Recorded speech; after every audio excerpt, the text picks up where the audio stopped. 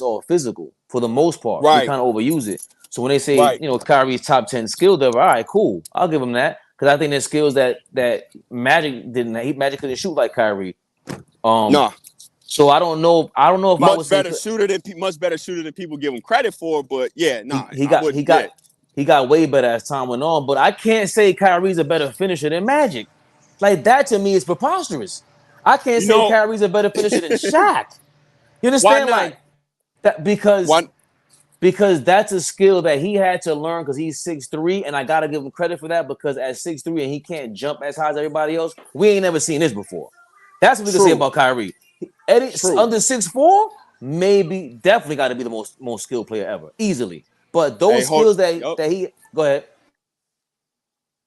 those skills that he had, I feel like it was almost like survival mode. Like if he didn't do it, he had less of a chance of being Kyrie Irving.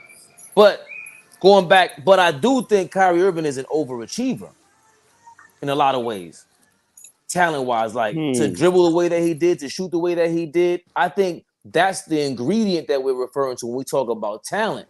That's the thing you don't see. That's the part that... See, I never thought about him as an overachiever in that light because I just felt like when you watch him play, you know, his dad was a really good player. I just think he was meant to play basketball, no matter what his height is. I just think he was meant to do that. It's like the stuff he does is, as somebody that's the same height size as him, I don't know how he does it, bro. Like, it's something to watch. And then actually, too, you jogged my memory about something because I always felt like, will we look at Kevin Durant the same way if he was 6'4"? Hell no. Because it's kind of the same thing you saying. We look at KD as the greatest scorer ever because, well, I don't, but most do because he's basically 7 feet doing all this. It's kind of the same thing what you're saying right now with Kyrie. Am I right or wrong? If Kyrie was 7 feet, he might be Durant. Right? That's what I'm saying. Like I always, because I think a lot of what we credit KD is because he's tall. Right. Which I think is a separate argument. Definitely, but it's impossible for KD to dribble like Kyrie. Like KD's as close as you can get. Maybe Lamar Odom. I'm trying to think of somebody else who's lanky. Like Kyrie's arms are crazy long. Iverson's arms were crazy long. Yeah, I've seen Iverson in person. Yeah, his arms go down to his knees. Knees, yeah. Like he was built to play sports. I always tell people, like, I don't think people realize how unrealistic that anybody was going to be him coming after him. Like, I don't think people realize how he was built, how big he has big hands. Like, I don't think people realize how, like, this dude was meant to do something athletic at a high level that most of us we're not going to have those kind of gifts. Because again, I'm 6'3" basically in my shoes. Iverson is maybe 5'11", maybe 6 feet, maybe in his shoes 6 feet. That's crazy. And I could palm a basketball, but when I dapped him up, my hands look small, bro. I look like I had hands like a child. Him and Pippen are two of the biggest hands I've ever shaken in my life. Him and Pippen by far. Jordan has big hands too, but Pippen's hands are ridiculous as well. So, and they said Kawhi is bigger than that, so I can only imagine what that looks like. But yeah, Iverson was a freak for real. A freak for real.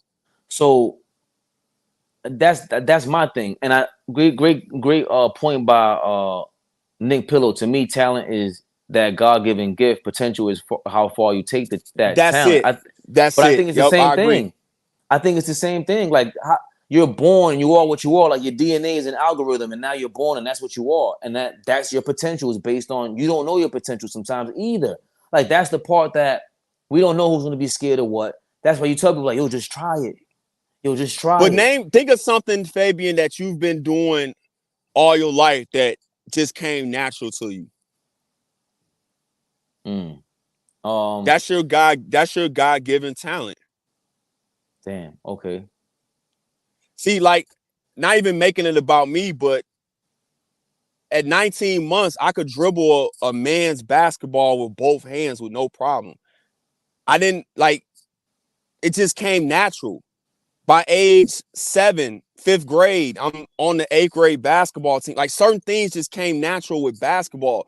That's why I guess for me, I'm even more in awe when I see these guys.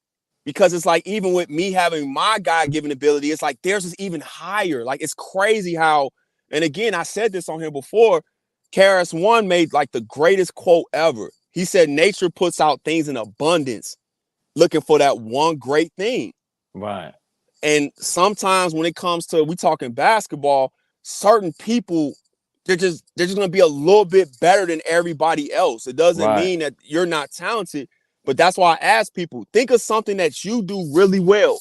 And I'm willing to bet there's not a lot of people that can do it as well as you do, probably. You know what I mean? Whether it's drawing, whatever. Like we all kind of have these, but that doesn't mean there's not other artists that can draw and be as talented as you either, right? But the list is not as long as people think. That's why even with me playing overseas, not even at the highest level, I'm still in the 1% of people to even play at that basketball that far. So it just shows you like how you have to be realistic and look at all this talent thing different. And that's why I think a lot of times with NBA players, we are kind of splitting hairs. And I think what separates them, and that's why I say I would like what Nick just said, I agree with. I think they're all supremely talented. There's guys that I know should have made it to the NBA. It's a guy, if people go Google search name, Corey Hightower. One of the best players I ever seen. He went to Indian Hills. Indian Hills is still one of the best JUCOs in the nation. Matter of fact, your Knicks had one of their better players in their history of their school, Pete Michael. I don't know if you remember Pete Michael, lefty that played at Cincinnati. The Knicks, I think the Knicks drafted. I know he played in New York for a couple seasons, but that's the same JUCO. Corey Hightower was 6'7", almost 6'8", with a handle. I've never seen nothing like this. It was like watching Ali Mo play for my N1 people, but a lefty that can shoot better. He got drafted coming out of Indian Hills by the Lakers, but didn't stick. So when you see that kind of talent, it has to be something else besides talent on why he didn't stick. You can't tell me that. The dude was I've never seen nothing like this. The dude was incredible, but never had an NBA career. So I think the potential for skill is different. Like that's what we focus on now when we talk about the mental. Even for you to understand certain things right now, it came with experience and realization, and now you enter like a light, right? Now you're not in the dark about certain things.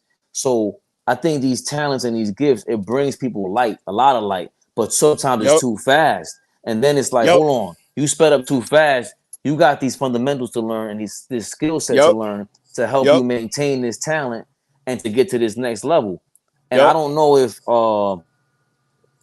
it's just you. That's why you can't tell. That's why we have a draft. That's why we have college basketball. That's why we have these arguments. Because it's like, nah, my man is this. That's why I was so adamant about defending Giannis. Because I'm like, bro, he's not supposed to be as good as AD. He's not supposed to be as good as Embiid. He's not. He's really not.